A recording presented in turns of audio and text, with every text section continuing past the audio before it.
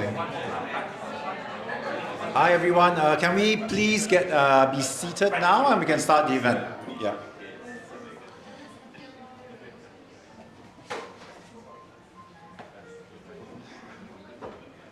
Is everyone seated? Is this everyone? Are we ready? Are we good to go? I think we're good to go. Thank you everyone for coming for, this is what is the second BMDP Symposium that we've had. This follows on from a very productive symposium we had last year at a different venue. And so we're glad that we have all our collaborators here today. We have members from the BMDP board. We have also both transplant physicians and coordinators and other staff from all our transplant supportive centers here. So thank you very much. So we are building on what we discussed last year, yeah, which is beyond the perfect match, yeah, and I'll talk a bit about this. So beforehand, thank you Charles and team, the BMDP team, for organizing this event. And just to reiterate what we try to do and how we try to work with everyone in the Singapore transplant community, the BMDP, our broad vision, so it's not just for transplant, just again to reiterate, is to provide hope for patients with leukemia and blood-related disorders. And we've been trying to expand what we tried to do over the last few years with collaboration with ideas from everyone. We still are aiming on strengthening the Singapore Donor Registry and its relevance. With Charles, we have been trying to work increasingly with WMDA and other organizations to build how we work with the global network of transplant registries.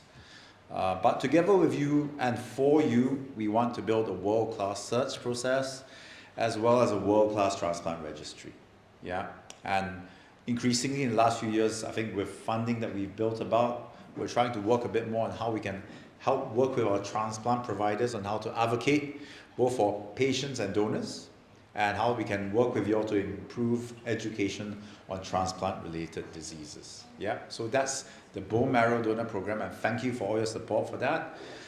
So we had our first session last year. We had Dr. Bronwyn Shaw who attended from there, and it was a very useful discussion. And the key thing we wanted to discuss last year, just to summarize, was that we recognize that as donor registries across the world, it's how do we stay relevant, yeah, because haplotransplants have come in as a big wave of the last 5 to 10 years in Singapore particularly as well. And you know, many of us as transplanters have shifted towards haploidentical transplant.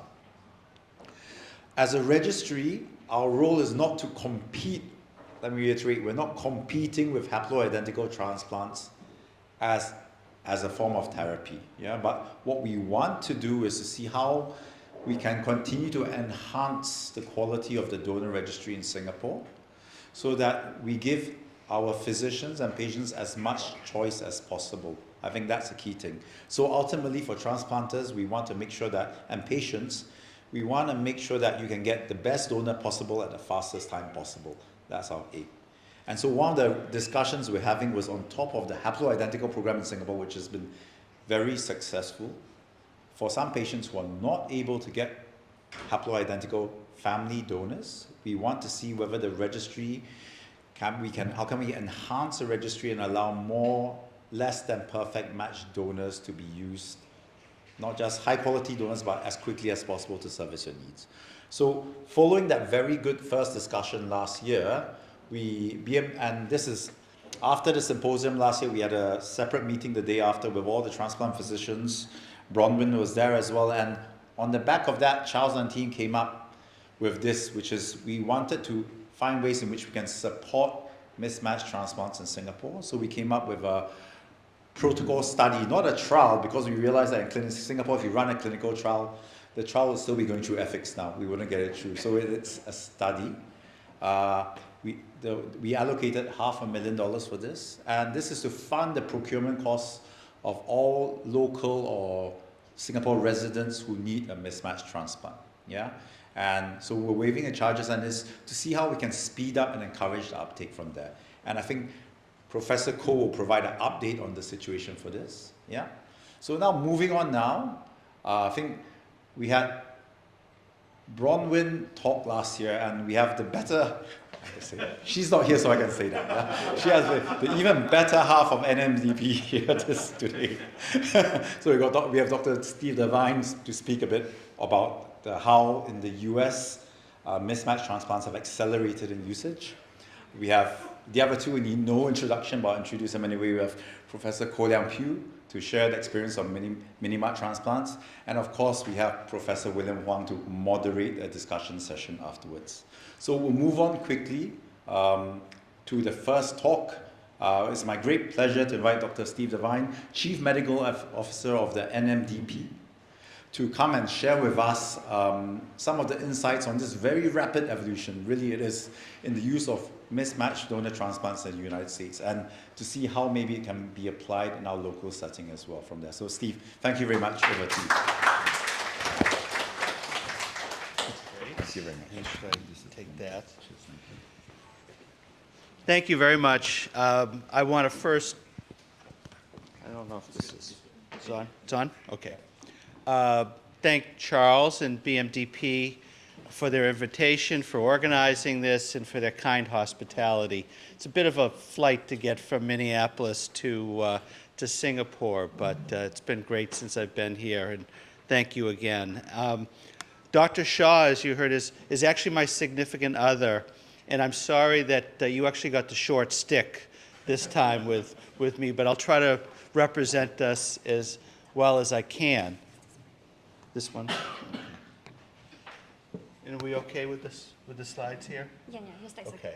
Looks like they fixed the font. So the first computer didn't like my slides. So we're going to talk about what's been happening in the United States, because I think it really has been changing rapidly in terms of the use of donors, particularly in adults. And we'll show you, you have to really separate the pediatric patients from the adult patients to get a true picture of the story. And so this is just depicting kind of the problem that we've been dealing with for years in the United States. Is if you look at the sort of plum color, that reddish plum color, those are matched, and by matched 8 of 8, 10 of 10 unrelated donor transplants. And you can see while we can find donors for non-Hispanic white patients, for the other racial and ethnic groups, it's been really challenging, and that's where haploidentical transplants has really been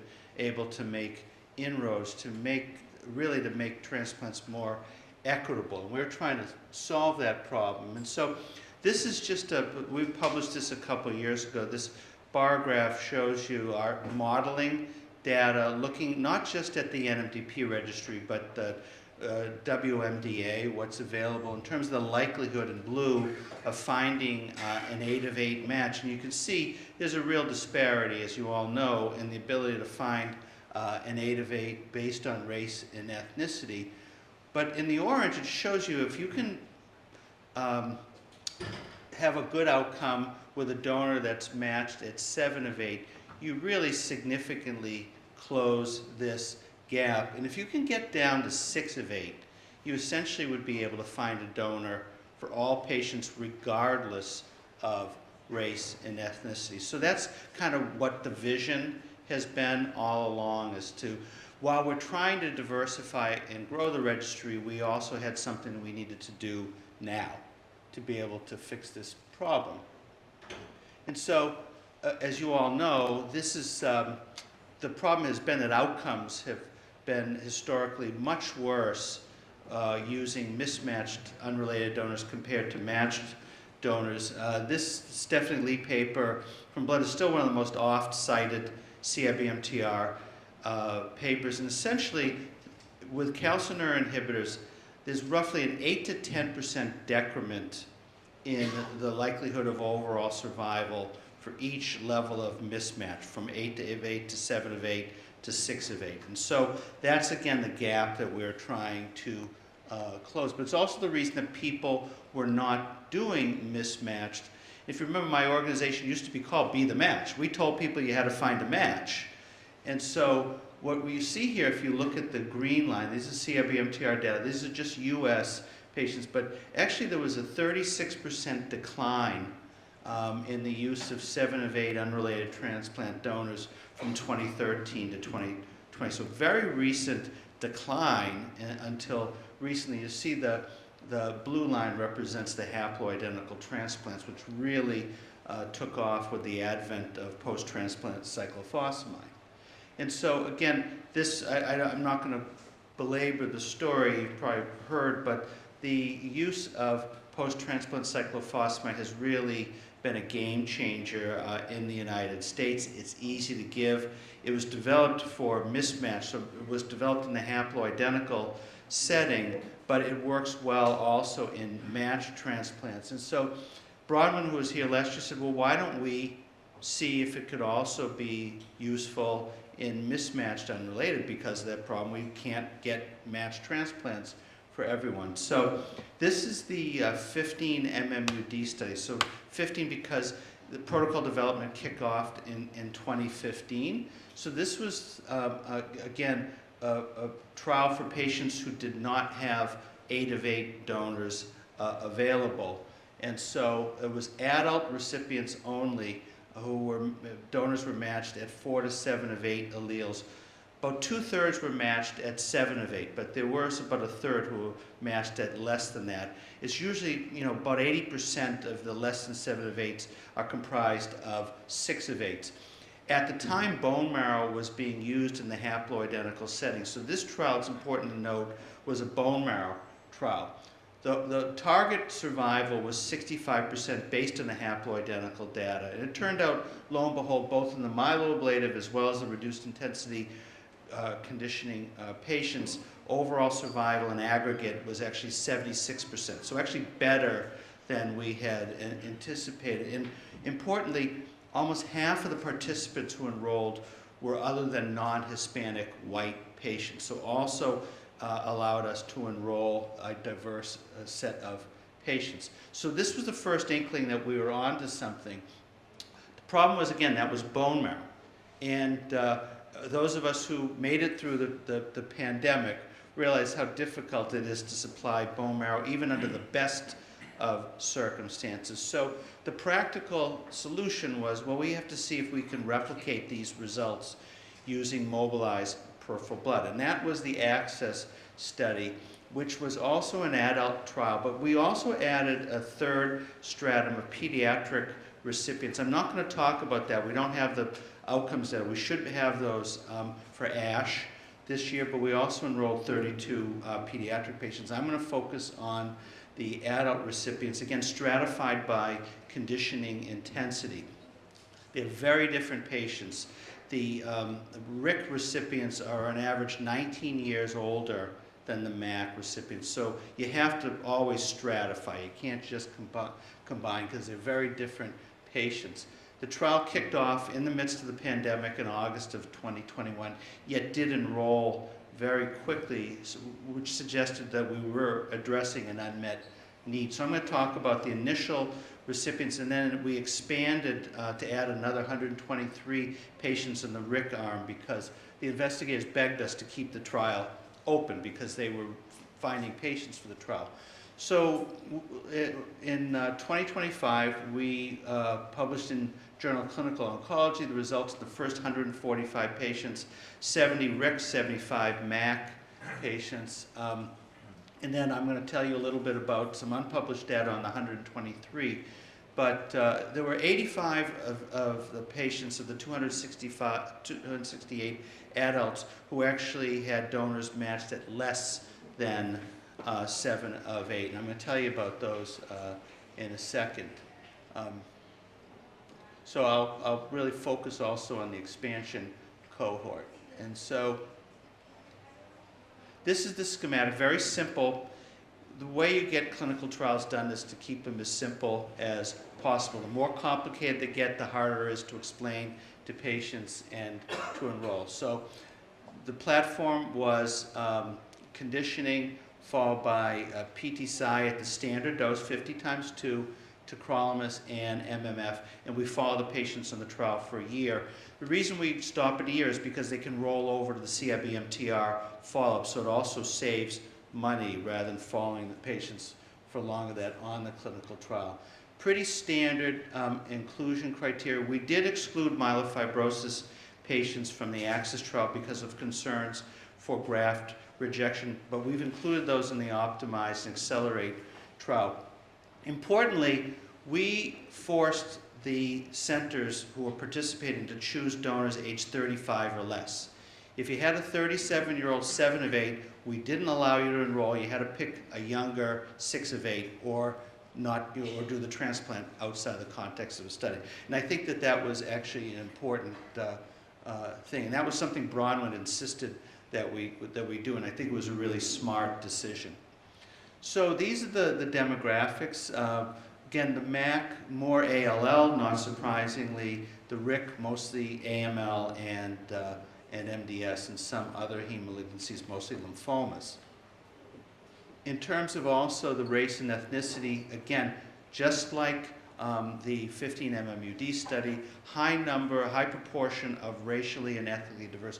59% of the patients were from underrepresented groups. That's unheard of in cancer clinical trials in general, but particularly in BMT trials, and very distinct from the BMT-CTN trials that require matched donors, where about 82 to 89% of the patients enrolled are non-Hispanic white. And so these are the primary outcome was overall survival.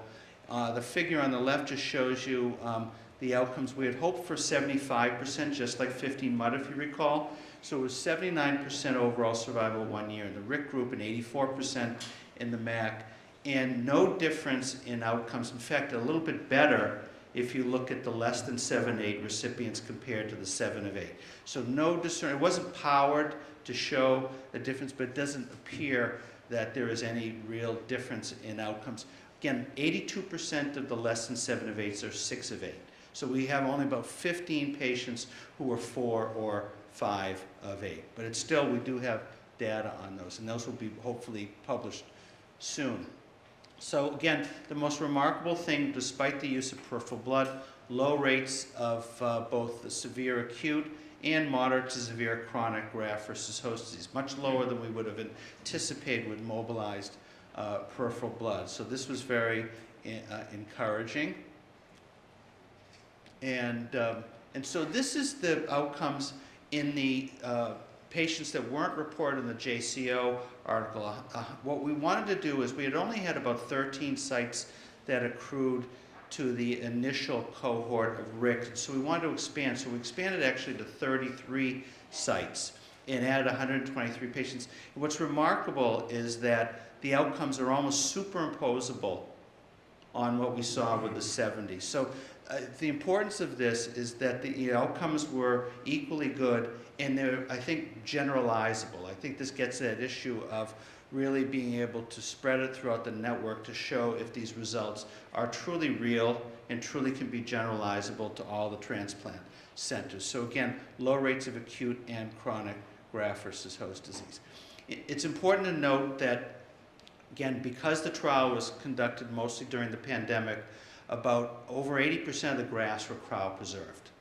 Now that's supposed to lead to a little bit worse overall survival and more graft failure, but also potentially less chronic graft versus host disease. So that's something to keep in mind. And this table just shows you the outcomes by match grade. Again, the 85 patients less than 7 of 8. The only real potential difference is in the risk of primary graft failure by day 28, and looks maybe a little bit higher in the less than 7 of 8. Some of that, though, is how we define graft failure, which is failure to recover neutrophils by day 28.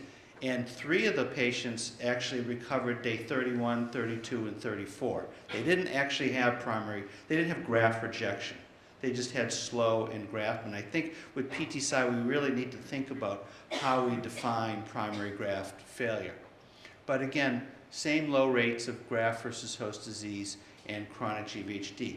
So if you don't have a 7 of 8 or you have a highly alloimmunized patients, you can still go down to 6 of 8 and even potentially 5 of 8. Most of the 4 and 5 of 8 donor recipients are highly alloimmunized patients that you can't even find a haplo for. These were programs that weren't doing haplos for these patients, and so they were eligible for this trial. Again, just a little bit follow-up on the primary graft failure. We didn't have any graft failure in the myeloablative conditioning recipients. It was all limited, not surprisingly, to the RIC recipients.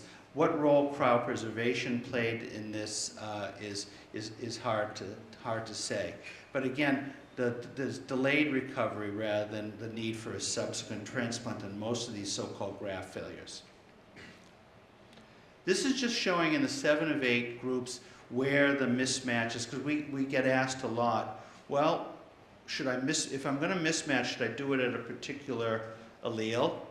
And so, not surprisingly, A was the most common, class 1 in general, and then about 26% were HLA DRB1 mismatches. And so we didn't see any differences, but the trial was not powered to look at that. But we have an abstract that we're going to be presenting at the EBMT, where we go back then to the CIBMTR database to ask this question. For patients who receive post-transplant cyclophosphamide-based GVHD prophylaxis, are adults with acute leukemia and MDS, is there an influence of the site of the mismatch on overall survival?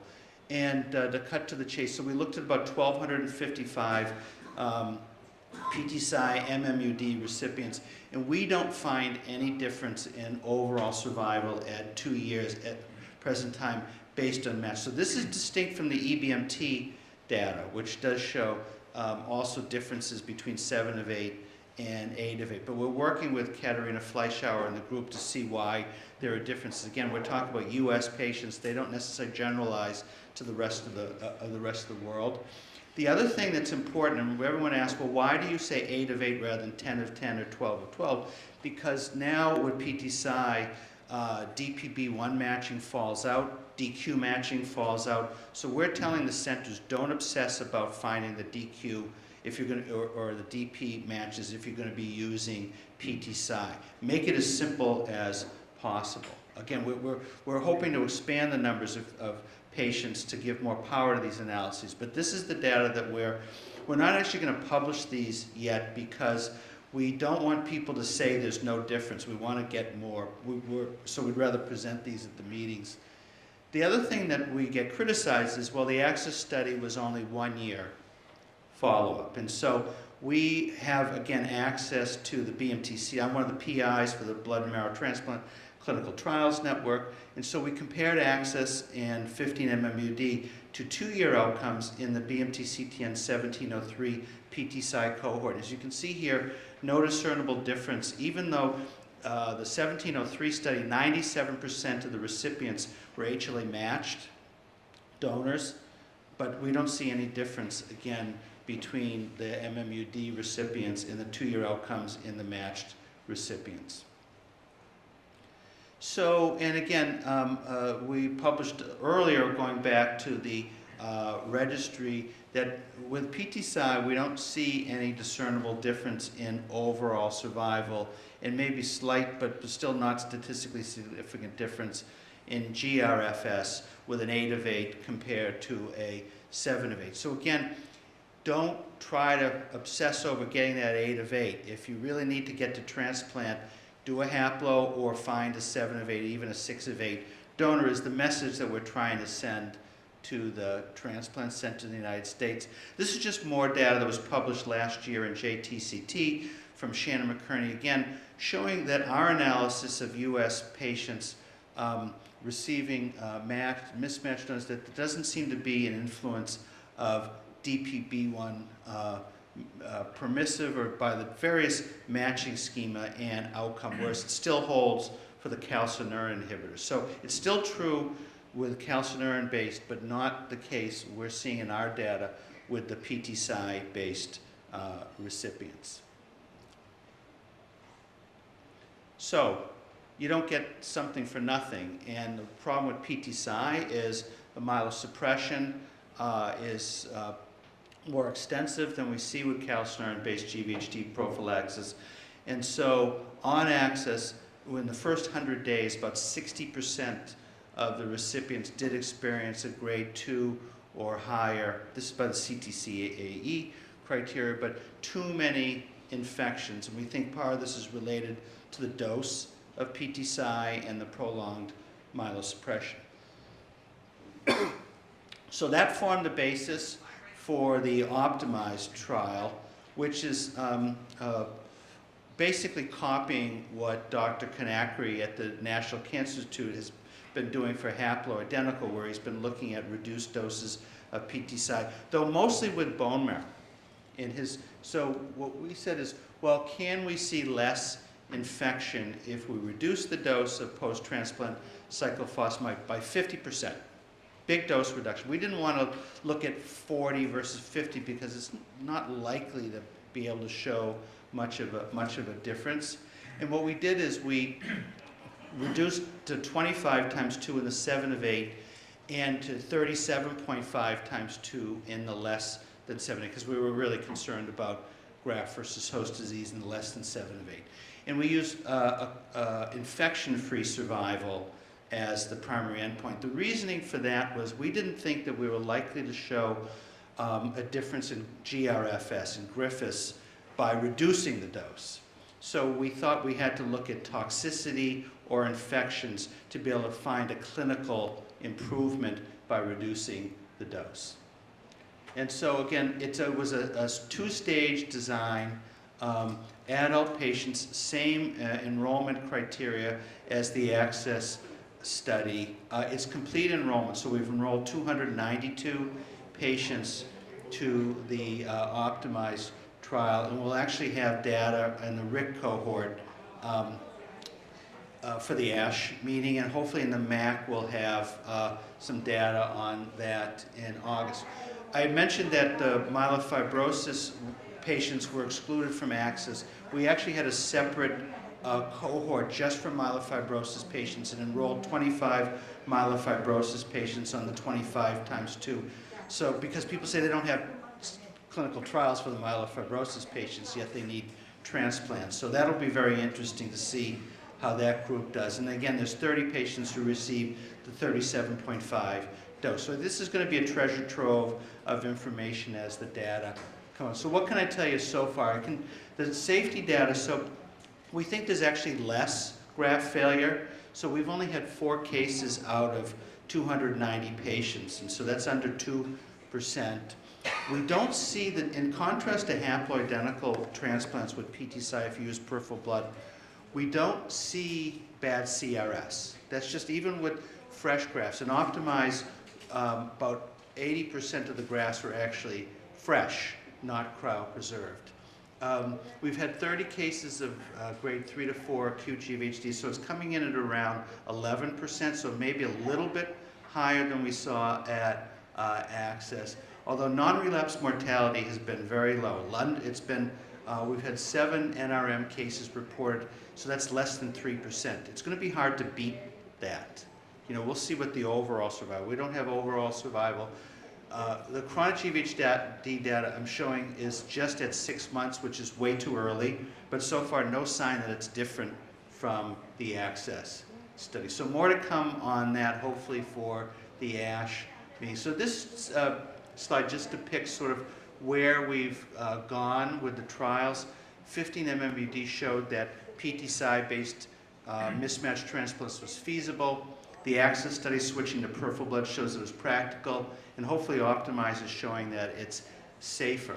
And again, we've enrolled about half the patients in all these trials have been racially or ethnically diverse. So where are we now? So the next trial is called Accelerate. I'm not the one who names these trials, but I'm not that clever when it comes to marketing, but the idea was to do a platform-based randomized trial that would actually be a sort of a living, breathing protocol, and that every new intervention would just be appended to the master protocol, as opposed to the sort of linear way we do studies, which is open one, close it, open another one. And so hopefully this will allow us to do things faster. So this is basically stolen from the cancer study design, where it's a platform trial, not necessarily specifically targeted to a disease, but targeted to preventing graft versus host disease. And so it's built on really the same platform that you saw for ACCESS and Optimize. It is now the first controlled trial. It's a randomized phase 2 control trial, the access control arm. So the standard dose PT-Cy-based regimen is the control group.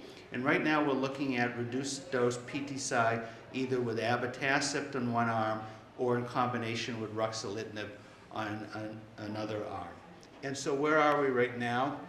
I should mention that we do have the GRFS as a primary endpoint. And again, we've just completed enrollment to the lead-in phases. The FDA, since this is under IND, asked us to do a lead-in phase before we go to randomization.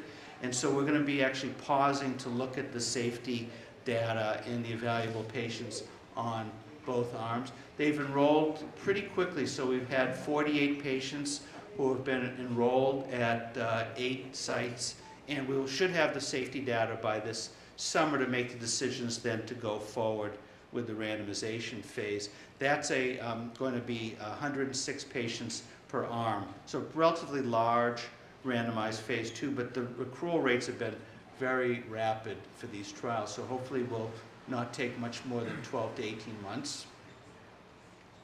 Let's see. So what is the impact of all these studies been on the use of mismatched unrelated donors and really in general alternative donors? And so if we, again, going back to the outcomes database, this is showing what's happened in terms of people who don't have matches in the United States. Blue is haplo transplants. This is all adult recipients, not pediatric, because the story is different pediatric. But you can see the rapid change in the use of the MMUDs in green. And actually, the data coming in for 2025, whereas there were 5 haplos for every 1 MMUD back in 2020, there's actually now more MMUDs compared to haplo in the United States. So that's a remarkable change over a very short period of time that we think are being driven by these clinical trials. So this shows you, again, I said the story changes if you look at adults versus pediatric recipients. And so look at in 2010 in adults, 37% of the transplants were using matched sibling donors. That's down to 10% now. It's because the patients are getting older and their siblings are older and people are selecting younger donors, whether they're haplo or not. And you can see whereas there were the use of MMUD in adults was down to 5% in 2019, it's already 18%, and again is the most common form of alternative donor in the U.S. Very different story in pediatrics, where related donors is still the predominant donors. So real, in haplo, you see the 26% use, and we haven't really gained any traction in the use of mismatched unrelated donors in pediatric recipients. And so I think that's why the access arm that had the pediatric recipients will be helpful. But in the US, 72% of all donors for adult patients are actually unrelated donors. And that's been a big change over the last 10, 15 years. Actually, we were also seeing growth in the use of 6 of 8. So this is NMDP facilitated 6 of 8 transplants. There were only 37 facilitated back in 2021. This year we're on track to do about 290. So this has grown 470%. And again, this is for we think for patients who have high levels of donor-specific antibodies, who are highly alloimmunized. And so people are starting to, there's still many centers that don't want to do a 6 of 8, but there are enough that we're seeing growth, and I think this is something to keep an eye on. So we'll see more data on 6 of 8 hopefully in the next couple of years. And so this is some modeling data. These are violin plots that just show you for patients who have bad searches. So you would say have a very low likelihood of finding an 8 of 8. What does going down to 7 of 8 and 6 of 8 do for their chances of finding a potentially suitable donor? You see the denominator really increases if you get to the 6 of 8, especially for the ethnically diverse. So this really creates much wider potential existence and hopefully availability of donors. And so back in 2020 fiscal year, about 14% of NMDP products were using mismatched unrelated donors. That's now 28%. So, you know, more than a quarter of the products that we're providing now in the U.S. are using mismatched unrelated donors. So there's still a lot of unanswered questions in terms of where should we be mismatching, you know, should we be using TBI to prevent those graft failures, etc. So still a lot of unresolved issues. But in the U.S., really PTCy has taken over as the predominant form of GVHD prophylaxis, where the donor is mismatched or matched. And so, you know, what we have done is looked at all of the patients since 2017 that are adults and have received PTCy. And we'll be reporting this also. Long story short, if you look matched sibling donor, the matched sibling donor recipients are getting younger. So the matched sibling donors still do the best. The MUDs, there's no real difference in overall survival compared to matched sibling donor. And then you see for the MMUD, haplo, and cord blood. Cord, I think, is still a viable option if you really can't find a donor, but they don't seem to do as well as the haplo or the mismatch. It's similar to the Griffiths data. And this is just showing you the actual adjusted curves and the expected 2-year survival based on. So the priority, you know, matched sibling and MUD, roughly equivalent, MMUD, haplo, and then cord, at least in the United States in that order. So in the United States, MMUD HCT is now a standard alternative donor option with 1-year survival consistently better than 78%. As you've seen, there's been marked growth. We do think at least 6 of 8 donors are viable alternative donors, and again, we're seeing growth there. And as the PTCy platform has allowed us to innovate and hopefully decrease toxicity and hopefully allow us to get better at refining donor selection and other forms of combination GVHD prophylaxis. This is just acknowledging our funding sources. And we're going to do questions at the end, correct? Okay, great. Thank you.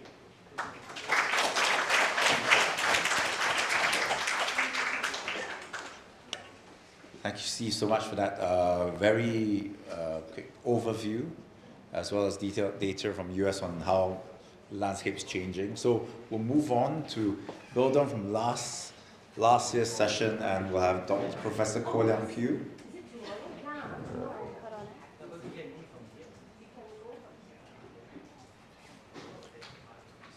from the National University Cancer Institute Singapore to share with us some, sorry? Professor Koh is our haplo expert, one of our haplo experts, but he's also going to share data today on the Singapore experience on mismatched transplants from the last year. Thank you. Thank you for inviting me again. What I'm going to do over the next 20 to 30 minutes is to share with you what we have done over the last few years and what we have learned from the experience using mismatch related donor, and then that will take us through how we get here and where are we moving towards. So this is the same slide, sorry.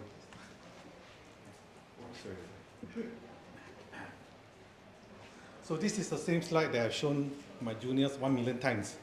As you all know, this has been taught to all of us during our training that among all the patients that requires a transplant, maybe about 30% of them are able to find a match-related family donors, leaving the remaining having to explore all the different options, predominantly from the match-unrelated donors from the registries. Given the genetic diversity among our populations, this has been a challenging problem because approximately, as Dr. Steven have mentioned, 30% of our Asian populations are able to find a match-unrelated donor from the registries. So that essentially means almost half of the patients are not able to find a match-related or match-unrelated donors using these classic algorithm that we are relying on. So our goal is actually to do it better and to change this. So this is another same slide that I've shown many thousand times. Most of the centers in the world, including us, has been using this as our so-called guide, or I call it a classical hierarchy donor selection algorithm. So we usually have been taught to use matched sibling donor as the first choice, move on to MMUD, and then move on to either haplo or cord blood. And then you know that we have stopped doing cord blood for the last 5 to 10 years. And so alternative donors such as haplo becomes our options. This is a stepwise process, but for many it ends in the big end. What I'm trying to propose here today for our local populations, for the general, is that this hierarchy has to be re-evaluated. This mismatched unrelated donor transplant options certainly deserve a more prominent place in on the table.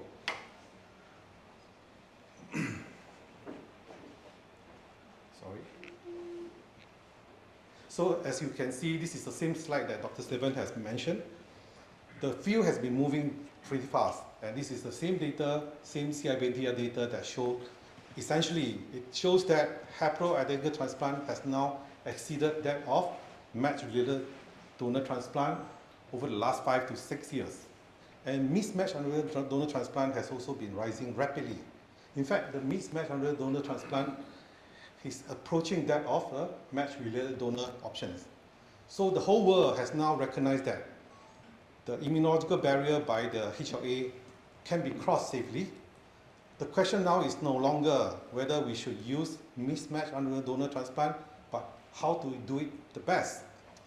So the key message that for you to take away is mismatched donors are no longer a last resort. They are actually it should be a mainstream option now. So this is the data from our own centers in NUH. You can see from here that we have been doing quite a lot of allogeneic transplant over the last 6 years. And you can also see that the haplo transplant number certainly has gone up quite rapidly over the last 5 years to 7 years. So historically, the mismatched unrelated donor transplant outcome has been quite poor or dismal. As you can see from this EBMT registry study that's been published several years ago. The outcome of mismatched unrelated transplant using conventional prophylactic platform, I think it's just mainly calcineurin inhibitor plus minus ATG, has been quite poor with an overall survival of around 40%. The problem for us is quite clear. We are dealing with too much infection, too much rejection, poorer immune reconstitution causing higher TRM or transplant-related mortality. We need a better way to manage the mismatch. So the solution, I think all of you know, it's important to know that is to cross the immunological barrier using a better T-cell depletion protocol. We have two main strategies right now. The first one has been mentioned by Dr. Steven, is to use the in vivo T-cell depletion protocol using PTCy or the Hopkins approach. The second one, which I'm going to talk about more, is ex vivo T-cell depletion, where we remove specifically some subset of T-cells, that of alpha, beta T-cells for our center, but our other centers may do what we call pan T-cell depletion.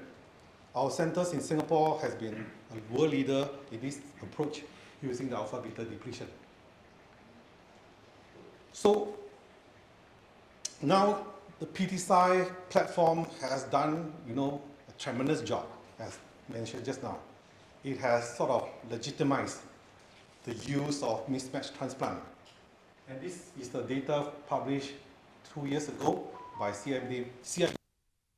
The analysis shows that the PTCy outcome for 7 out of 8 mismatched unrelated donor transplant is not different significantly from that of matched unrelated donor transplant. The same slide that has been shown just now, the phase 2 MMDP study, or 2015 MUD study, is that correct? Yeah. Showing the feasibility of using a mismatched transplant using bone marrow as mentioned, giving rise to 1-year overall survival of about 76%. This is an assessed phase 2 study again using PBSC based on PDSI, MMF, and TAC in patients undergoing mismatched transplant. And there's no difference among patients who receive 7 out of 8 or less than 7 out of 8, resulting 1-year overall survival of 84% as for MAC and 79% for the RIG or non-myeloablative transplant. I'd like to just share with you some other center study and some centers that we can learn.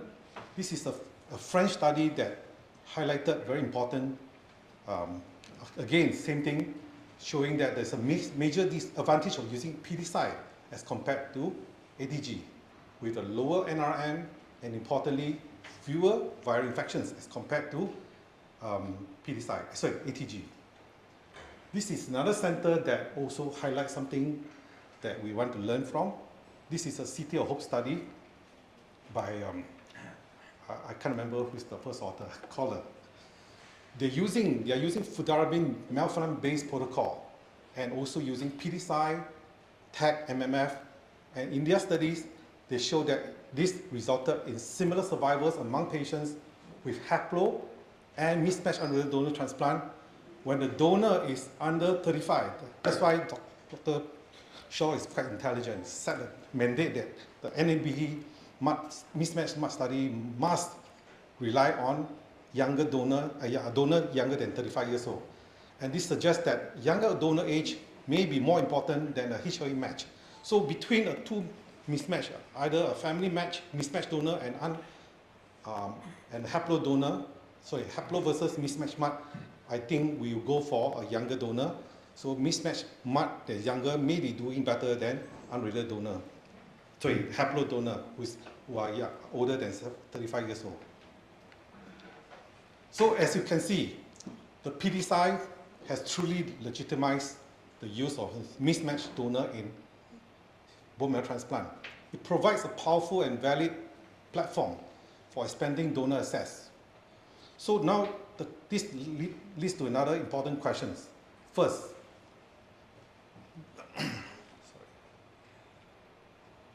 is there another better approach that compared to PDSI? What about using other platforms such as that of ex vivo T cell depletion, like what we do in our center, alpha beta T cell depletion? Just to share you some small studies, we don't have a lot of big data to compare or to evaluate the efficacy of this ex vivo T cell. This is a Dutch study that was published back in 2021 by Dr. Devine.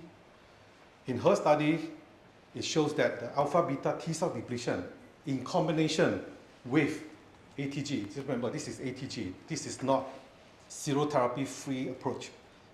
ATG combined with alpha beta T cell depletion, and they apply this to both for all either matched sibling donor MUD and small numbers of mismatched MUD. And in these studies, you can see that GVHD of grade 2 to 4 is about 26%, and moderate severe GVHD is about 70% at 2 years. This is EBMT on a cohort of pediatric population with inborn errors of immunity. So again, these studies compare PDSI versus alpha beta T cell depletion.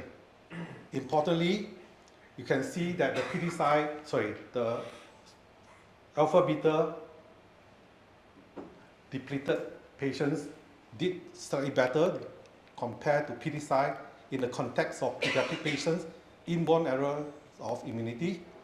But importantly, this platform serves as a foundation for our upcoming projects using T cell depletion, ex vivo T cell depletion for mismatched unrelated donor transplant.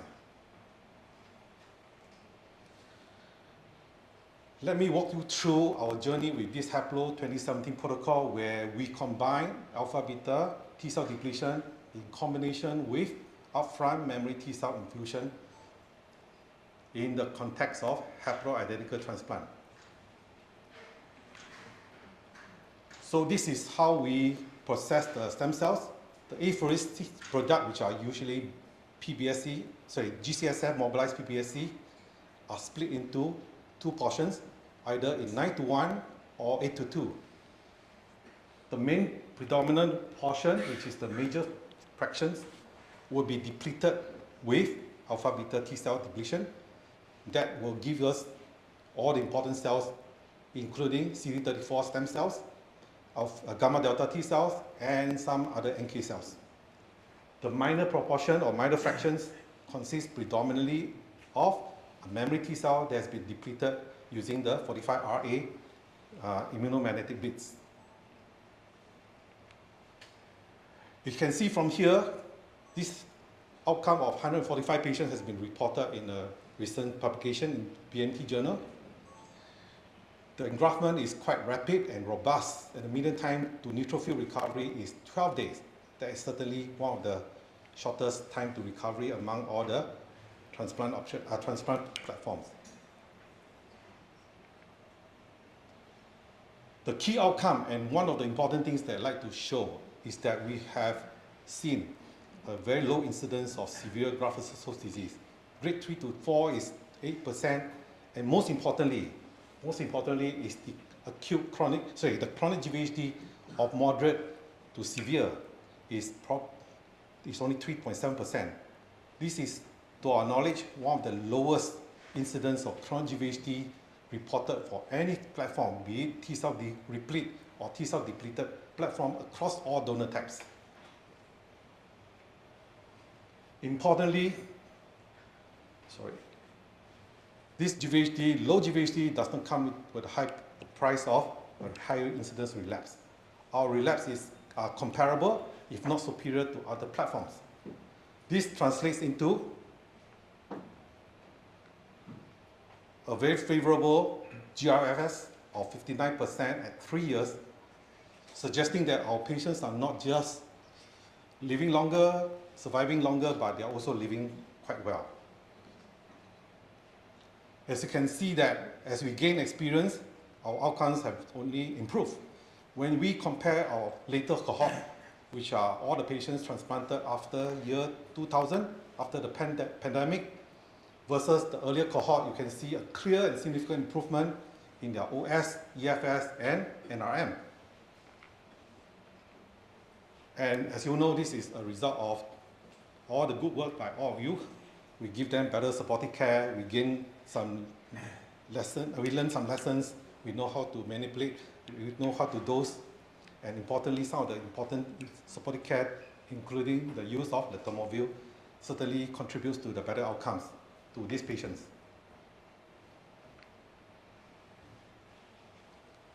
So we also did a propensity score match comparison, given the fact that it's almost impossible to do a randomized control trial comparing PDSI versus T-cell depletion, ex vivo T-cell depletion protocol.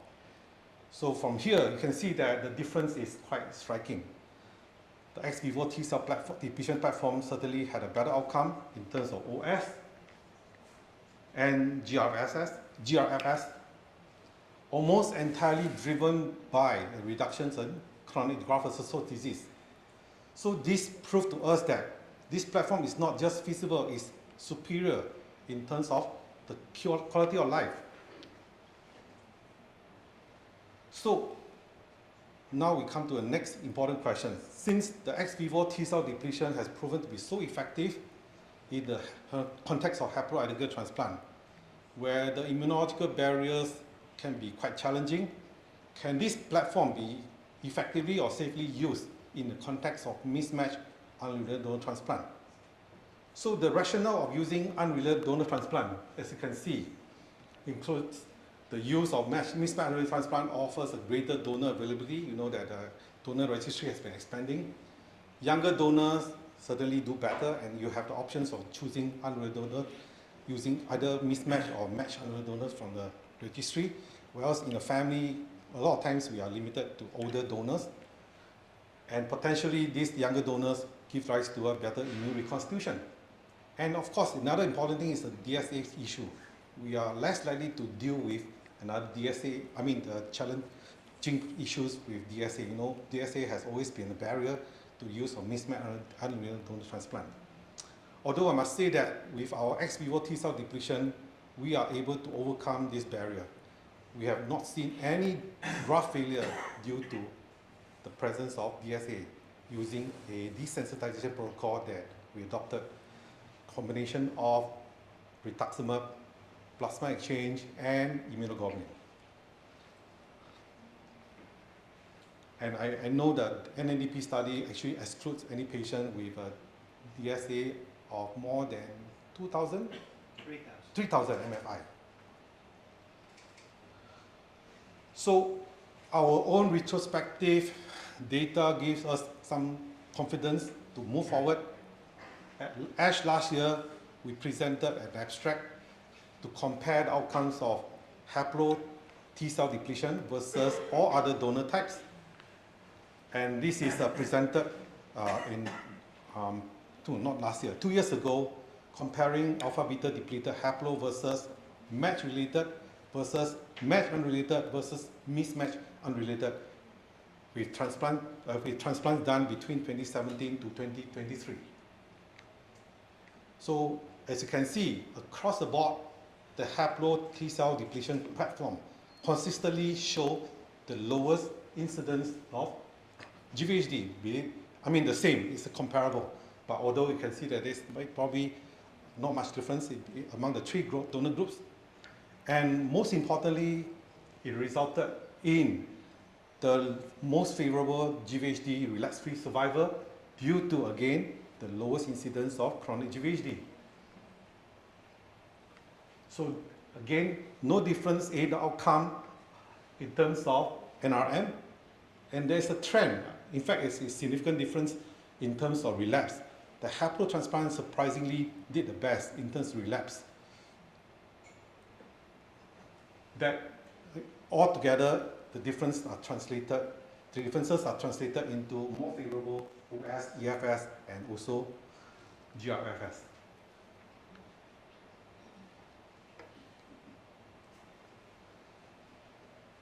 This wasn't just true for all the patients, but we also look at what about those patients who are older than 60 years old.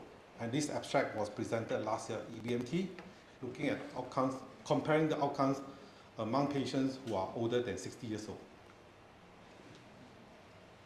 So again, you can see this platform is reproducible and is safe across all ages. Haplo ex vivo T cell depletion protocol results in equivalent or even better survival as compared to others, resulting in the most favorable GRFS in the elderly groups. There's no difference in GVHD once again. And also, the haplo transplant has the lowest chronic GVHD incidence. No difference in NRM, and also no difference in relapse. So the key takeaways from our experience over the last 7 years or so is that this ex vivo T cell depletion, alpha beta CD45 RA depletion, is a robust and reproducible platform. It resulted in the lowest GVHD, chronic GVHD among all the donor types, 4% at 2 years. It preserved the important graft versus leukemia effect. The relapse rates are not different or comparable, even superior to other donor types. It resulted in excellent GRFS. Patients are living well, not just longer. It is reproducible across all the age groups, including the elderly. And outcomes certainly has improved over time with experience and better supportive care. So now the question is whether we can apply this in the context of mismatched unrelated donor transplant. So what I'm going to show you is some preliminary experience with the use of mismatched unrelated transplant in our centers over the last 2 years. We have done a total of 7 mismatched unrelated donor transplant. Most of them, in fact, all of them were 7 out of 8 match. None of these patients were less than that between March 2024 to November 2025.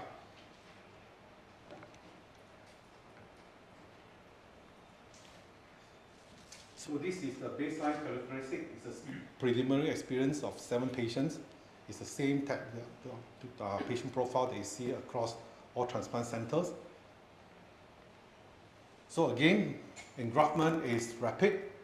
Everybody engrafted, no graft failure seen. Neutrophil engraftment is 14 days. Platelet engraftment is 12 days. There's no single case of graft failure. And GVHD is acceptable with what we see in the context of haploidentical transplant. We have only 1 case out of 7 who develop moderately severe chronic GVHD. And this tells us there's early signals suggesting that this T-cell depletion protocol or platform can replicate what we saw in the context of in the haploidentical setting. And the 2-year overall survival is at 86%. 2-year GRFS is, because of 1 case, we have a 36% 2-year GRFS. So based on this data and our preliminary experience, we have now started a national multi-center phase 2 clinical platform, clinical trial, or clinical protocol. The trial is to formally compare 2 different platforms in the mismatched unrelated donor transplant, either ex vivo T-cell depletion or in vivo PDSI platform. So the rationale is very simple. We want to expand access for all our patients. Many, especially from our diverse ethnic background, lack a matched donor. The BMDP registry gives us access to younger, healthier donors, and by using this modern platform, we can safely use them even in the context of mismatched unrelated donor transplant. So the trial design is very simple, okay? Straightforward. We give our investigators, all the core investigators, a choice. You can choose one of these 3 platforms. If you have financial support, you can afford the expensive T-cell depletion, you can choose platform 1, which is the ex vivo T-cell depletion. If you are financially restricted, then you have to choose 2 or 3. Sorry.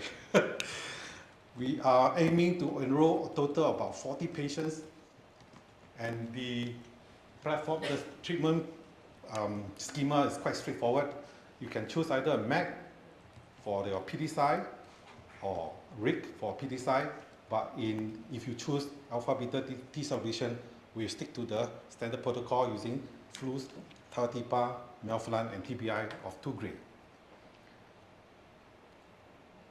And we also allow them to choose any of these myeloablative protocol for Stratton 2A or reduced intensity protocol using for Stratton 2B, which are the PTSI platform.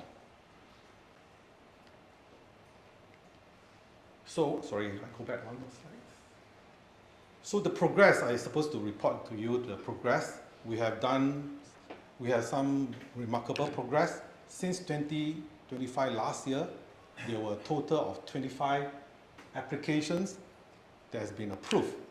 And 68% of these patients had no access to a suitable matched donor.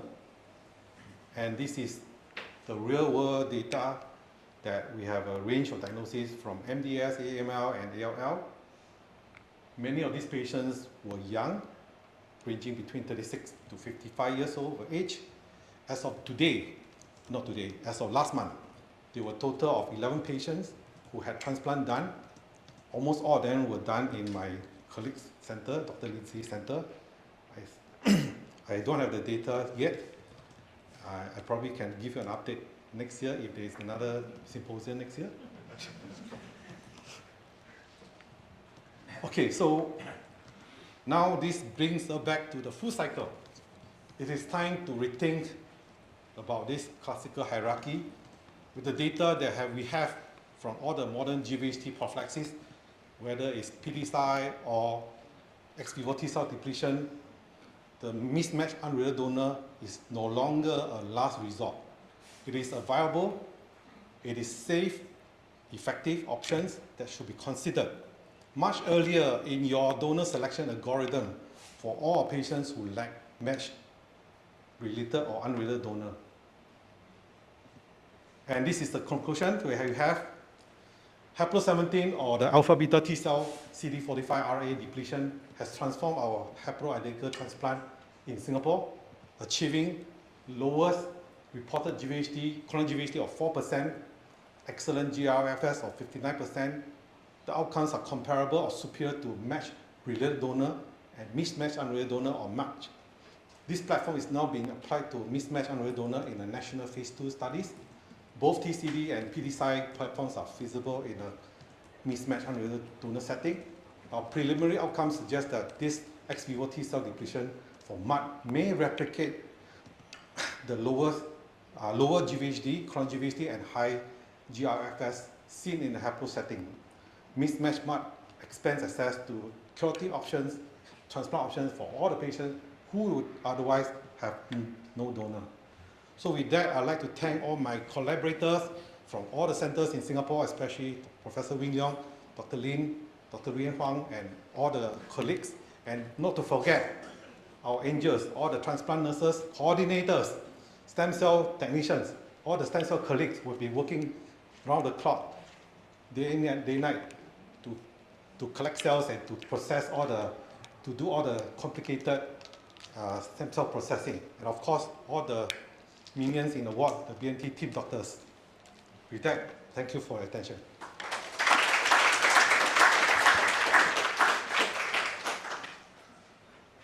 Thank you, Liang, for that sweeping overview, of the journey of mismatched donor transplants in Singapore. And it's a national effort, just to highlight again. It was just, Liang has always presented it as a collaboration with all the transplant centers, SGH, NUH, KK, and otherwise in Singapore. So, okay, we will now move on to discussion. I think there's a lot of food for thought and a lot of, I think William can moderate a lot of exciting discussion. So over to you, William. Okay, thank you so much. Can I ask if our two esteemed speakers, as well as Z, take the chair over there. We're going to make the seats very hot. And we'll kind of warm up a little bit with some cases, and then we'll get into the tough questions after that. So there's a Slido here if you want to ask your questions. You can scan the QR code. You can also just raise your hand and ask the question. But sometimes my encounter with Asian groups is that you like to stay anonymous sometimes. So either way, Slido, raise your hand and ask questions. So can the slide move?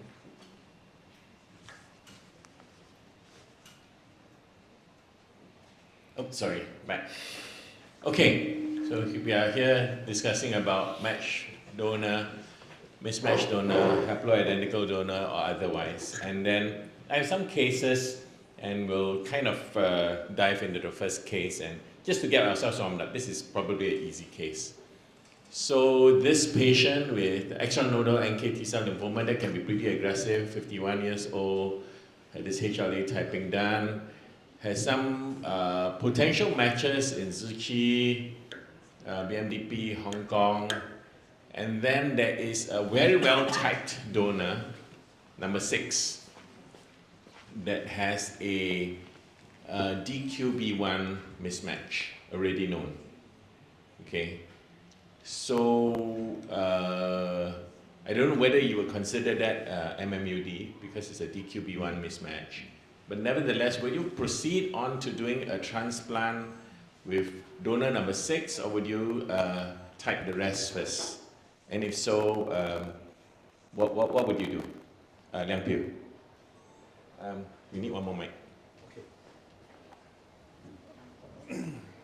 So this is 51 years old, NK T-cell lymphoma, I presume in remission or still in remission, and after maybe SMILE or some GLOX protocol. no other donors from family, I presume. No matched sibling, no children. You don't know whether it's a children. So if I have a patient 51 years old, presumably they have a 25 years old child or son, I'll proceed with that because still haploidentical transplant from family, in our experience, is not worse or even better than MUD or mismatched MUD. Two advantages: family donors are easier to access. BMDP donor may take forever or may not even appear. Sorry.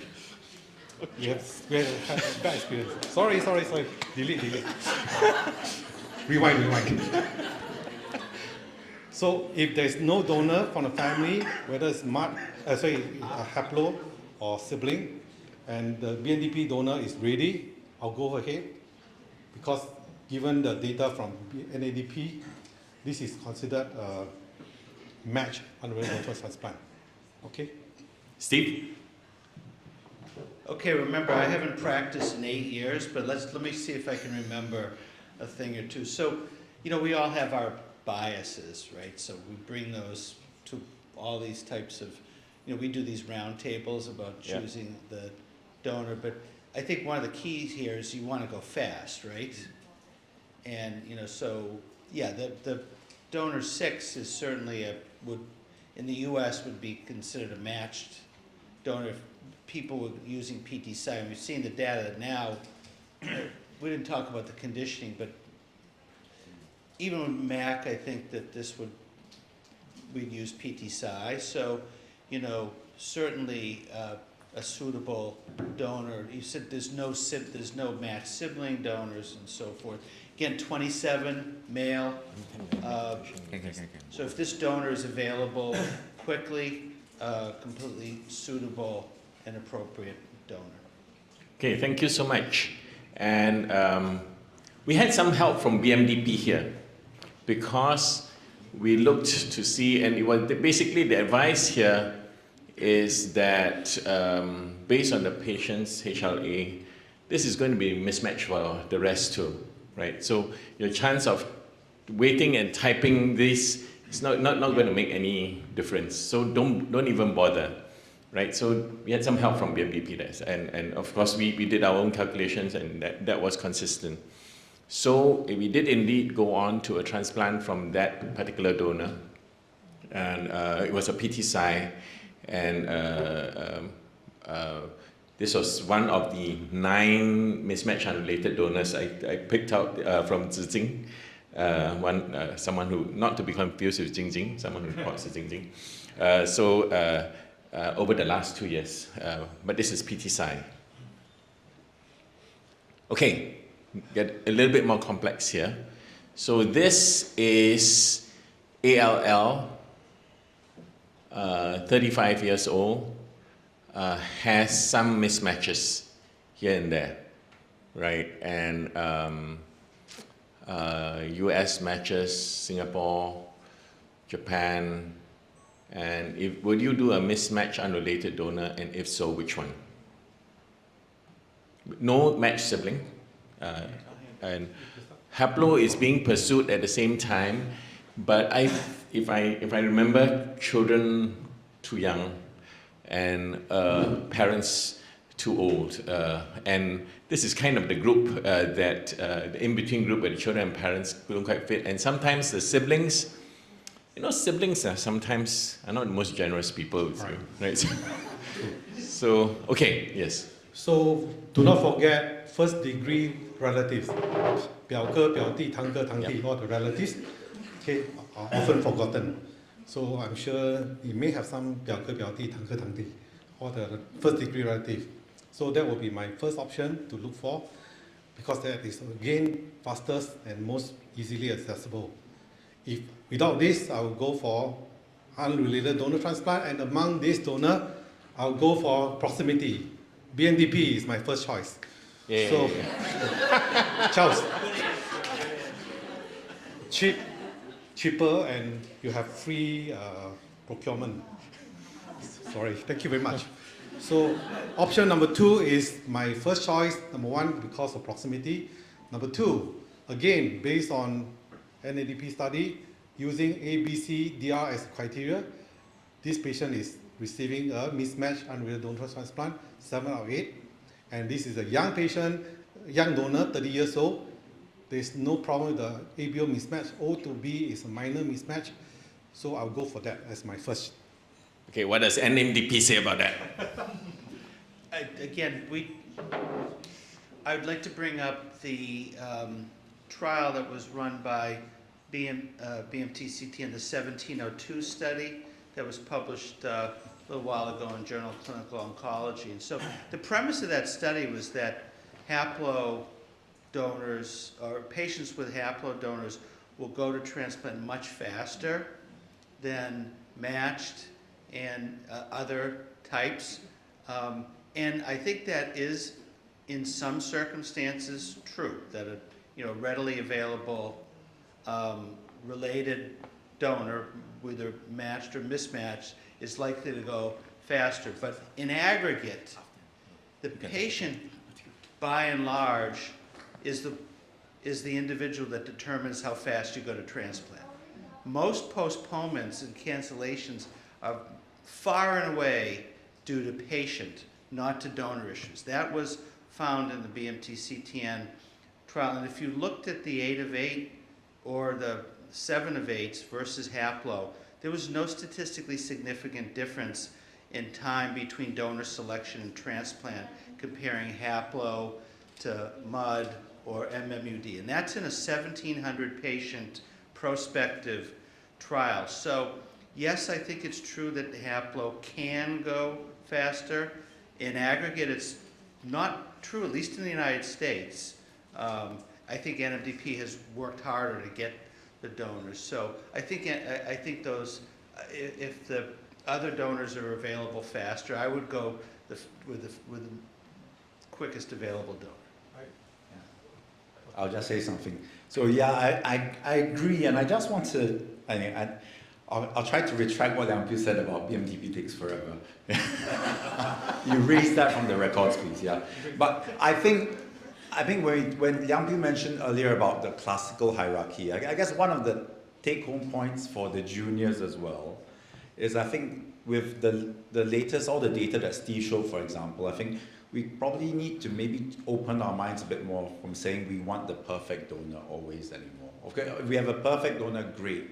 But the mindset when I choose a donor, when I start off, it's multi-pronged. And I think that's what I think we should start doing, instead of just saying family is definitely faster, this is slow, because as William said, sometimes family don't donate, they don't commit as well. So I think my view is that I think we keep the options open, you look both. I think what Liang said is first degree relatives, fine, search for that.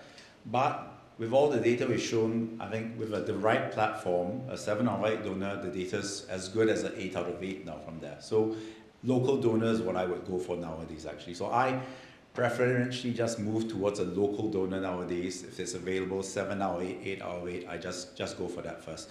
If a family donor comes faster or other things, great. But there are other factors as well. Speed is important, but sometimes it also depends how long we need to get to a transplant. Because sometimes if we start the ball rolling at the start of a patient, patients sometimes do need 2 to 3 months to get ready for transplant anyway, and things could just align from that point of view. So my point, I'm pulling my BMDP hat a bit, but I think it's important to just keep your options open. That's my point. Yeah. So we still trying to prove that there's no difference in the time in assessing unrelated donor or mismatched unrelated donor as compared to haplo. I think right now, Ye Cheng and I will say that haplo is still faster, no matter what you say. No matter what you say.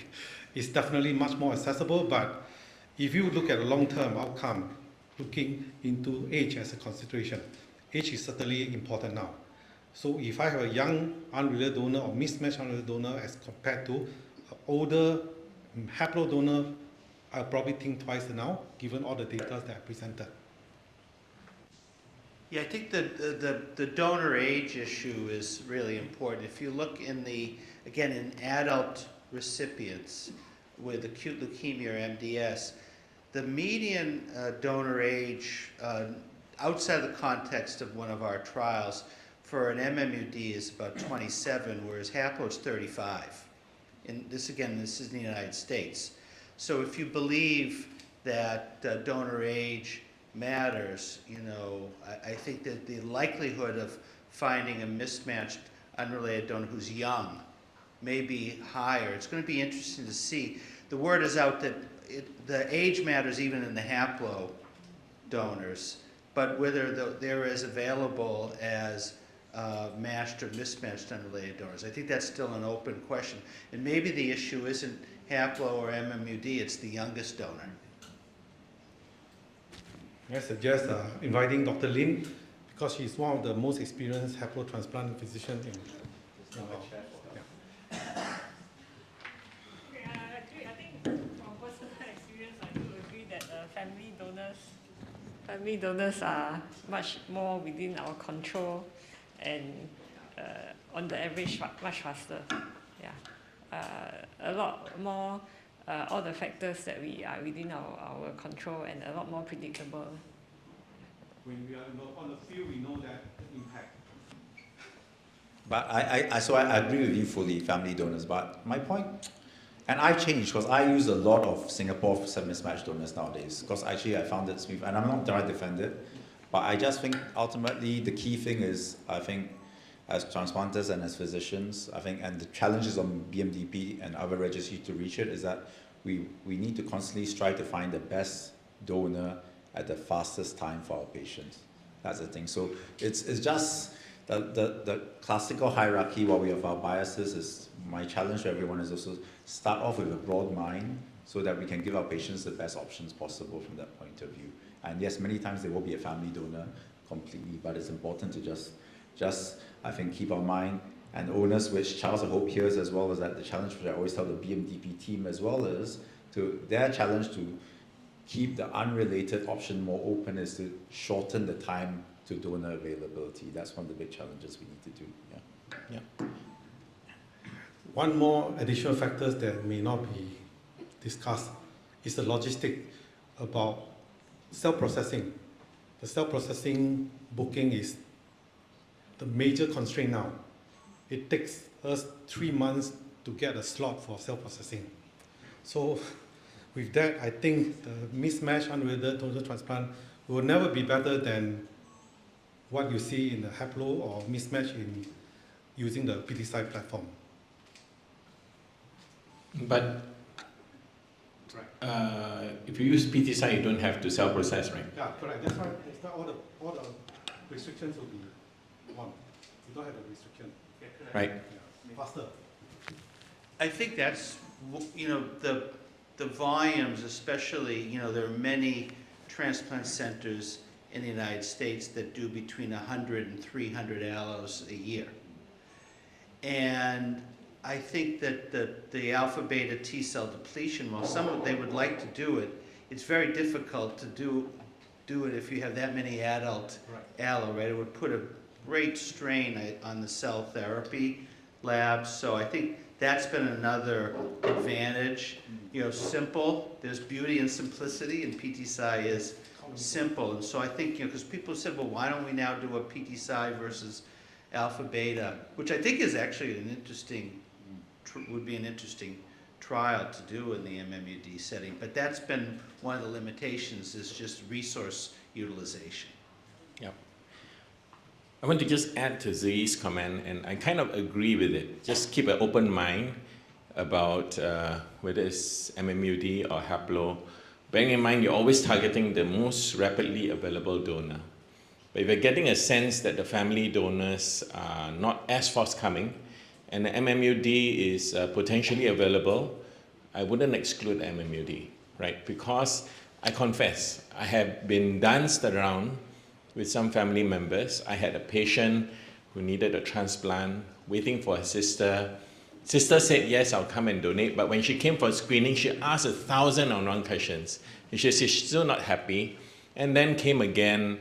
And then another person had to speak to her again. In the end, the patient relapsed while waiting. Actually, I think the sister wanted to say no. Yeah, but I should have sensed it. We should have moved on. She had some mismatched unrelated donors, and she had some other options. Sometimes it doesn't always happen. If parent, child not available, siblings not available, then you start to ask cousins, and the cousins are in some other country, and so just keep an open mind, I would say. Agree, Lampio? Yeah. Okay, so I'm not sure why the top part was cut off, but actually this is irrelevant, it just had PTSY. But anyway, we chose your donor, the 30-year-old female from Singapore BMDP, for exactly the reason that you would have done. Proximity, and young, and predictability. Okay, this one, CMMOL, chronic myelomonocytic leukemia, a bit older, some potential donors, one of the DPB1 only, and some others with more mismatches. Would you proceed to do a mismatched unrelated donor, and if so, which one?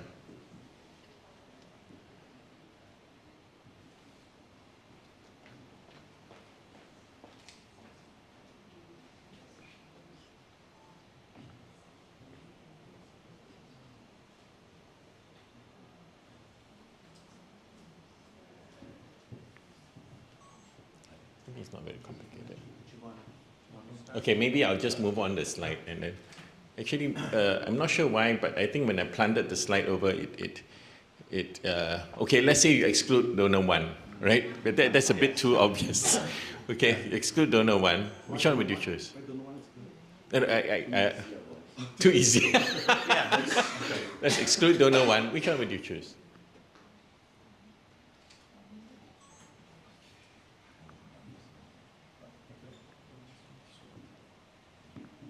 Maybe Steve. No CMV data there, just right, so.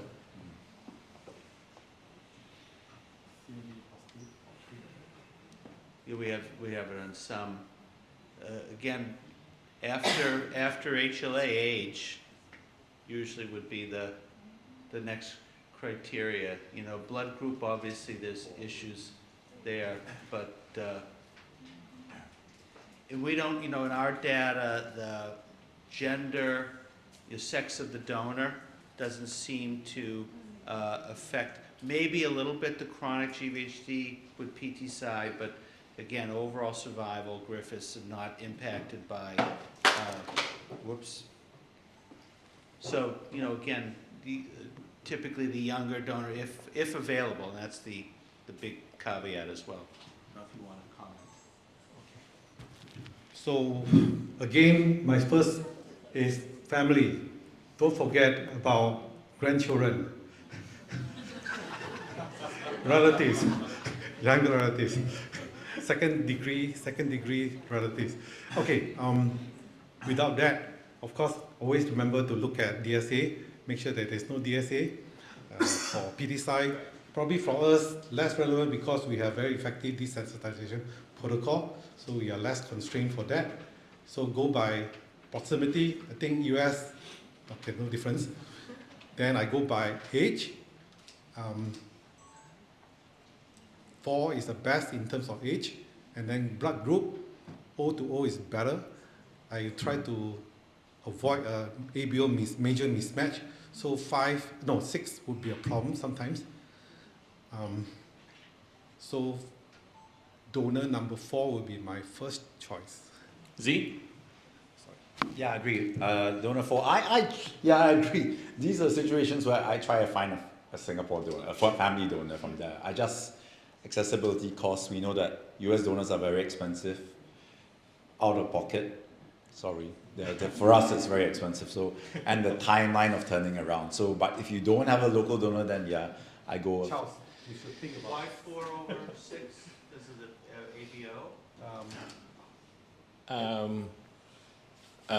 For 6, we don't have the CMV, and if he's negative, it will be a CMV mismatch. And a CMV mismatch is higher risk than double positive. I think it's more of the, this. CMV doesn't seem to matter Anymore. the donor, again, in the Oh, you mean in terms of age? You're talking about age as a second factor? Yeah. Yeah, that's a good point. 4 or 6 is okay. Yeah, I think.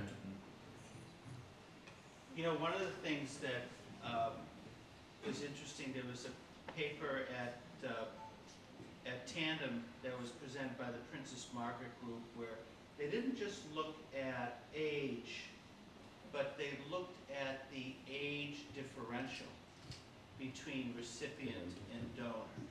And I think that's going to become an increasingly important issue, is maybe age doesn't matter as much if they're close, but as the, I think as the recipient is older, and that gap, that then the donor age might matter even more. So we're starting to do this it's a very complicated statistical analysis, but we're looking at not just the donor age in groups, categorical or linear, but we're looking at the gap between the donor and the recipient age to see how that might affect outcomes as well. Because you're seeing this you're seeing this, I think, the fact that there's now only 10% of the adult transplants are using matched sibling donors tells you that already people are selecting younger donors, but maybe it's that gap. Because when we look at the PT-Sci data, matched sibling donor is still the best outcome. So does it mean that the older your patient is, the younger your donor needs to be? So the wider the gap is, probably the better the outcome. Right? Okay. Maybe 10 years isn't much difference, but maybe 30 years or 40 years, it really might matter biologically. That's a hypothesis. I don't have, but that was Right. what the Princess Margaret data suggested as well. Same actually in haplo. It was interesting. They presented their haplo data and looked at that differential, and the wider the gap between donor and recipient, the better the outcomes. Okay, thank you so much. And okay, this is kind of redundant. Okay, this one is a little different. Okay, this patient, I didn't do all the highlights for this one. AML monosomy 7, currently in remission. And actually, she had a Thai donor, I think it was number 2, that was identified. And the Thai donor is not available for another 3 months. Okay. Would you proceed on to doing the first and second? First one is out, so the second, would you do a mismatched unrelated donor or haplo in this setting, or would you kind of wait for the Thai donor? So all the BMDT donor from 4, 5, and 6 are readily available, I think, and they are all young. Maybe 4th is the best because he's only 26 years old, and using the criteria by NDP, they are all full match donor. And this, we do not know the blood group, or O to B, sorry. It should be donor 4 will be my first choice. How about donor 3, the 22-year-old? I don't know where That's- India, DKMS, So- India.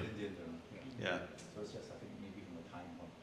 So maybe not from a time, because otherwise, if you didn't know the registry, you might say that's your donor, given the donor age, and the fact that if you're going to use PT-Sci, the DPB1 issue is less important. Okay, so I'll tell you what I did. I may have gone for the Singapore BMDP donor, right? But I also figured out that I needed to wait a little while because I would still need to do confirmation typing and stuff like that. There's no haplo option that's so easily available because I already went through siblings who are much older than her, cousin, nephews, nieces and stuff like that, which are potentially available but not so quickly available, a lot of overseas. So I did a cheat. I called my friend in Thailand. So the transplant will be carried out in about 10 days' time. Yeah. So Good to yeah. have friends. It's good to have friends. So this was a cheat. So that's actually my last slide, I think. I don't have any more slides. But I think if I might just summarize some take-homes before, maybe Steve had a comment first. No, just because we get asked this about the G groups, we consider those matches. If Yes, it's the same G. that's right. That's right. Okay, so so remember G's are considered matches. So this was anyway just a DPP1, right? It's just that I kind of wish maybe I should have just gone straight to the BMDP donor rather than Thailand, even though there was DPP1 mismatches. Yes. One question about DSA. So if you do a DSA against A, B, C, D, R, there's no DSA. But if you extended the panel, you might see a DSA against DPP1 with a high MFI of 1 million. Yeah. 1 million. Yeah, so we would look for a donor that we didn't have DSA directed against. So in the U.S., they do not like to do desensitization. We've done a survey on this, and most centers say, one, there's a huge reporting bias. In other words, when it doesn't work, no one writes it up. So people only write it up when it works. So there's a big reporting bias in terms of desensitization protocols. There's very few prospective data. So people don't want to do it. It immunosuppresses the patients further. So the real advantage of the MMUD is the ability to find a donor that you don't have the DSA directed against. And it's interesting, it's the only donor category when you look at recipient sex by donor type that has more female recipients than male. Otherwise, it's always 55 to 60% male recipients to 40 to 45, but with MMUD that's flipped. And we don't know why, but we think it's because probably transplants that weren't being done because there was no haplodonor. We're now finding mismatched unrelated. So it's an interesting finding. We have to follow up to see why that's the case. And actually, if I didn't have a friend in Thailand, which I don't have your friends with him, sorry, but I know who to call. Increasingly, I have a very comfortable threshold to going for the Singapore donors. Just don't even bother, right? I just go straight to it. And I do Singapore just because fast, we know the registry.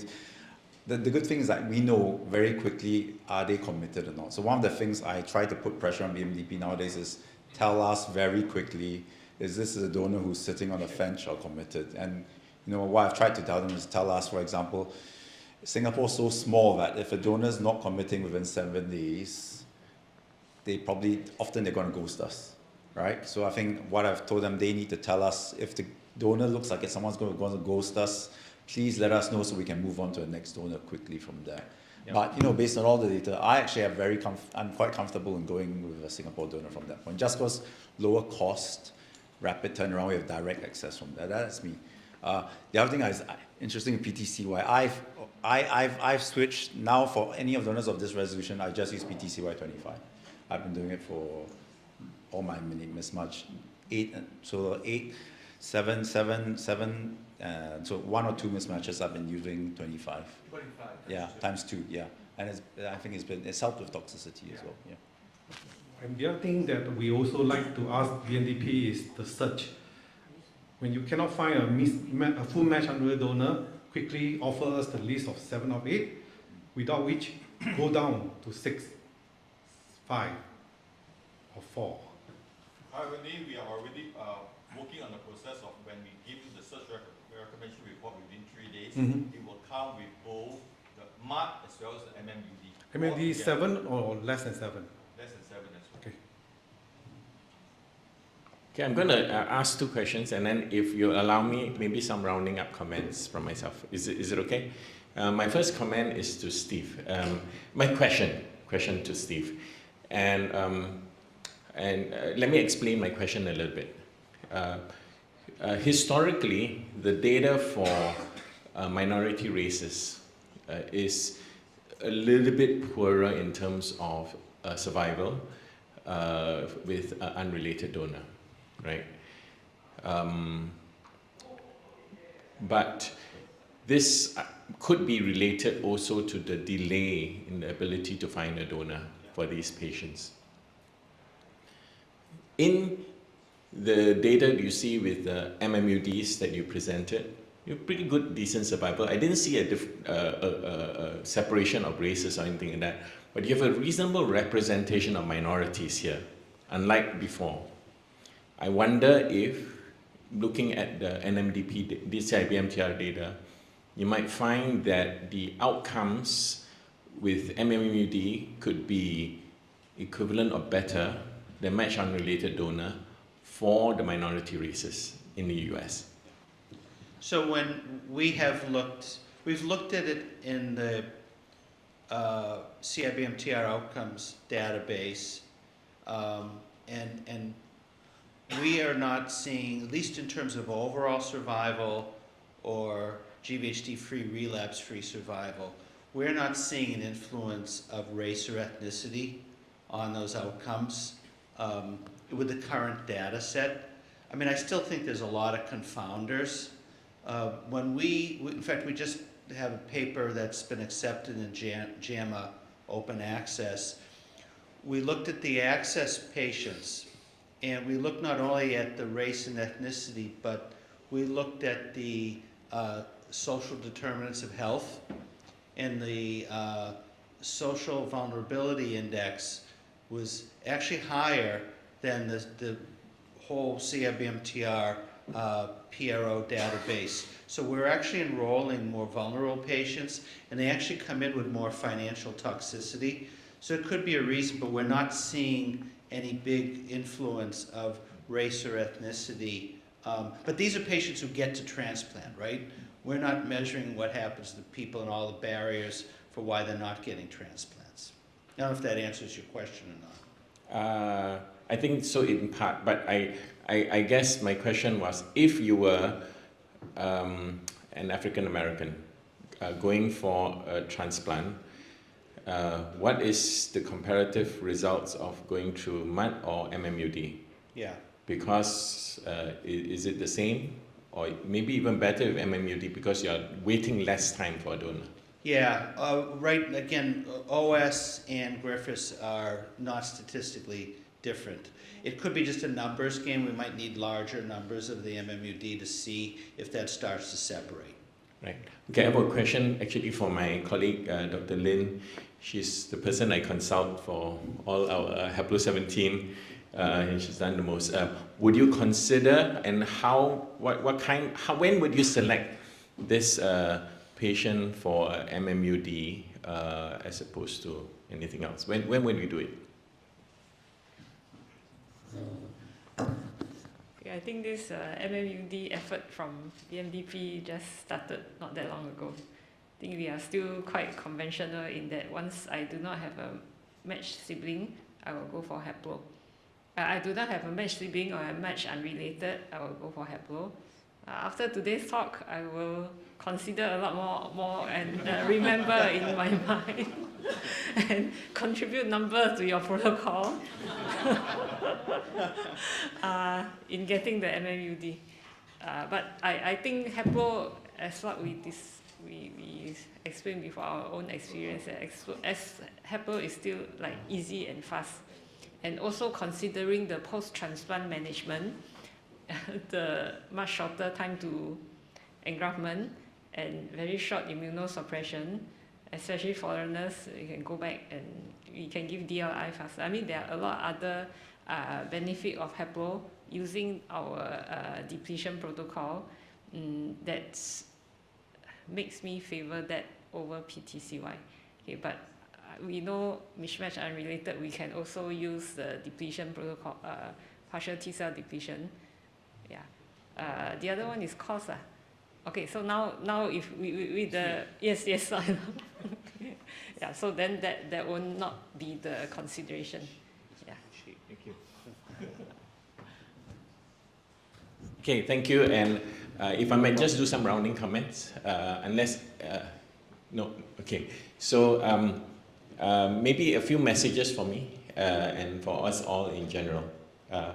If you are a transplant physician like myself, I think keep an open mind, right, about the use of mismatched unrelated donors. Go for the donor that you can get fastest, more assuredly. If it happens to be the mismatched unrelated donor, by all means, right? The PTSI data looks quite compelling. What Liang presented on our Haplo-17 protocol adapted potentially to mismatched unrelated donor could look pretty good too. Although the data in that needs to be seen, right? So that's my take home as a transplant physician. If you work in BMDP, I have 3 messages for you. One of the reasons for delay is when the donor said yes and then said no, right? If a donor said yes and then later there's something in the history that could have been picked out and it's donor ineligible. So if you're recruiting a donor, don't do it with impunity, right? Don't go to a shopping mall and say, oh, just sign up, it's okay, don't worry, and a whole group of friends all sign up. And when they are actually asked, they said no. Or subsequently they said yes, but they asked the parents said no, they asked the spouse said no, or whatever, okay? If you have recruited a donor and subsequently the donor becomes unavailable due to no, you may have killed the patient, okay? That may be a bit dramatic, but you know, okay? Bear that in mind. Don't recruit with impunity. Number 2, which BMDP is doing very well, type at high resolution. You can see when you do a low resolution typing, you might not even choose your donor. We're going to waste more time for the patient, right? You got to type again at high resolution. It may turn out not to be a match. BMDP is already doing that. Type at high resolution. Type at the highest resolution possible. Get as much information as you can. ABO and CMV. Sorry? ABO and CMV as well. And so all this information helps us select the best possible donor for that particular patient. The third message I have is that, which you already heard a few times, and the time in which we get that particular donor is extremely important. If it's going to be a no, let us know immediately. If it's going to be any particular delay or whatever, let us know immediately. We may have our delays on our side. You may complain that you asked us to do all this so quickly, but in the end, the patient is not ready. But how do I say this? From a patient management standpoint, the patient is evolving day by day, in remission, not remission, infection, not infection, and sometimes we have a little window that we can go, right? And we just ask for your forbearance, you know. Sometimes we are working within patient constraints that we have to work within a particular window. So sometimes we might rush you a little bit. So that's my message to you. Liang Piu. Get the donor ready ASAP. Don't ask for time frame. Just say give us the best time. Okay? Next month if possible, next week if possible. Give them the earliest time, they can delay.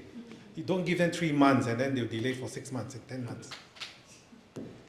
Okay, with that, I'd like to pass it back to Z and thank BMDP Charles and everyone else for the opportunity to learn from each other and to have this sharing session. Z? I think you've done my job with him. Like you summarized everything perfectly well. But yes, just to add on to that point, I think what you said about the onus, I think, is on the donor registries, I think, on part, to make sure that, I think, because we have the ready and available family donor, I hear Yeching, I hear Liang Piu, and I think certainly that is always an important option. But as we said, learn from today, is about giving people as many more options as possible. So I think I constantly tell Charles and the BMDP team that we need to be faster, more accurate, and constantly work to provide higher donors, obviously while maintaining as low a cost as possible for everyone in Singapore. So I think the BMDP team will continue to do that. The other thing that what we'll implore everyone to do is please help also to support Charles and his team constantly with the constructive feedback from that point of view, because I think it's all about us working together with the registry, because the registry is here to serve us, right? So I think it's all about working and letting them know what our requirements are, what our demands, and you know, if we need them, we feel they need them to invest more to be faster and better, then please speak to either them or speak to one of us so that we can provide a better product that we all and our patients benefit. Yeah, thank you. It's a great message, working together. to save lives. Thank you. Thank you. very much. Hi, okay, thank you speakers. So it is really rare that we have like all these medical professionals here under one roof today. So we actually have some questions we'd like to open to the floor. So if I could just get you all to scan this Slido here. Hold on.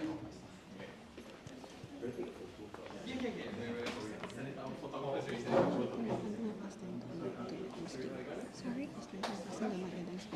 Wow, have to lah. So, over here for my photographer first. Big smile. 3, 2, 1. And then over here for the video camera. I just need to wait while you're here. Thank you. Very good. Thanks.